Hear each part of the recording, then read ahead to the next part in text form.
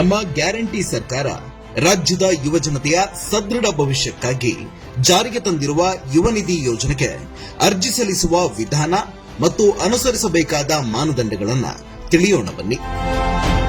ನೀವು ಕರ್ನಾಟಕದವರಾಗಿದ್ದು ಪದವಿ ಅಥವಾ ಡಿಪ್ಲೊಮಾ ವ್ಯಾಸಂಗದ ನಂತರ ಉನ್ನತ ಶಿಕ್ಷಣ ಪಡೆಯುತ್ತಿಲ್ಲ ಎಂದಾದರೆ, ನಿರುದ್ಯೋಗಿಗಳಾಗಿದ್ದರೆ, ಇಎಸ್ಐ, ಪಿಎಫ್ ತರಹದ ಸವಲತ್ತುಗಳನ್ನು ಪಡೆಯುತ್ತಿಲ್ಲ ಎಂದಾದರೆ ಖಂಡಿತವಾಗಿ ಯುವ ನಿಧಿ ಯೋಜನೆಯ ಫಲಾನುಭವಿಗಳಾಗಬಹುದು.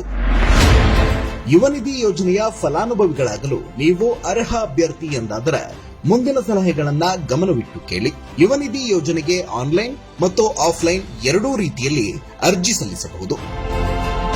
ಆಫ್ಲೈನ್ನಲ್ಲಿ ಅರ್ಜಿ ಸಲ್ಲಿಸುವ ಅರ್ಹ ಅಭ್ಯರ್ಥಿಗಳು ಬೆಂಗಳೂರು 1 ಅಥವಾ ಬಾಪೂಜಿ ಸೇವಾ ಕೇಂದ್ರಗಳನ್ನು ಸಂಪರ್ಕಿಸಿ. ಇನ್ನು ಆನ್ಲೈನ್ ಮೂಲಕ ಅರ್ಜಿ ಸಲ್ಲಿಸುವ ಅಭ್ಯರ್ಥಿಗಳು ಸೇವಾ ಸಿಂಧು ವಿಭಾಗೀಯ ಜಾಲತಾಣಕ್ಕೆ ಭೇಟಿ ನೀಡಿ ನಂತರ ಯುವ ನಿಧಿ ಐಕಾನ್ ಮೇಲೆ ಕ್ಲಿಕ್ ಮಾಡಿ. ಈಗ ನೋಂದಣಿ ಮಾಡಿಕೊಳ್ಳಬೇಕಾದ ಪುಟ ತೆರೆದುಕೊಳ್ಳುತ್ತದೆ.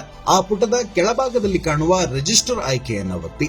ಅದಾದ ನಂತರ ತೆರೆದುಕೊಳ್ಳುವ ಪುಟದ ನಿರ್ದಿಷ್ಟ ಕಾಲಂನಲ್ಲಿ ನಿಮ್ಮ ಆಧಾರ್ ಸಂಖ್ಯೆಯನ್ನ ನಮೂದಿಸಿ.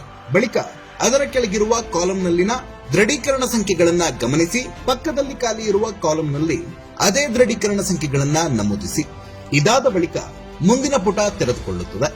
ಅದೇ ಸಂದರ್ಭದಲ್ಲಿ ನಿಮ್ಮ ಆಧಾರ್ ಕಾರ್ಡ್ಗೆ ಲಿಂಕ್ ಆಗಿರುವ ಮೊಬೈಲ್ ನಂಬರ್ಗೆ ಬರುವ ಒಟಿಪಿಯನ್ನ ವೆಬ್ಸೈಟ್ನಲ್ಲಿ ಕಾಣುವ ಕಾಲಂನಲ್ಲಿ ನಮೂದಿಸಿ ಕಂಟಿನ್ಯೂ ಎಂದು ಕ್ಲಿಕ್ ಮಾಡಿ. ಮುಂದಿನ ಪುಟದಲ್ಲಿ ನಿಮ್ಮ ಗುರುತಿನ ಚೀಟಿ, ಜನ್ಮ ದಿನಾಂಕ ಹಾಗೂ ಇತರೆ ವಿವರಗಳನ್ನ ಕೇಳಲಾಗುತ್ತೆ.